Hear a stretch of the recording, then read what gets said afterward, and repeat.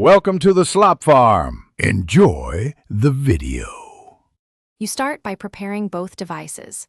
Enable developer options and turn on USB debugging on the phone so Android Studio can see it. Install Android Studio plus SDK platform tools on your PC. A DB is the bridge. Once done, connect the phone with a reliable USB cable and run a DB devices to confirm it appears. If it does, you're ready to configure a deployment target. Make sure to trust the host on your phone when prompted. Next, you configure Android Studio to use your phone as the emulator. Open the device chooser and pick your connected phone. Choose a debug build variant for faster installs.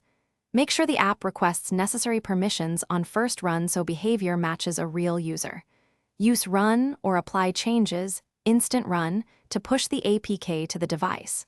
While the app launches, watch Logcat for errors and runtime logs, so you can iterate quickly and to finish, verify the app functions like it would on any device and test features that rely on hardware sensors. If you prefer no cable, enable wireless ADB.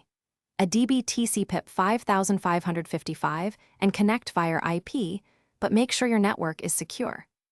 If the phone disappears, restart the ADB server and toggle USB modes.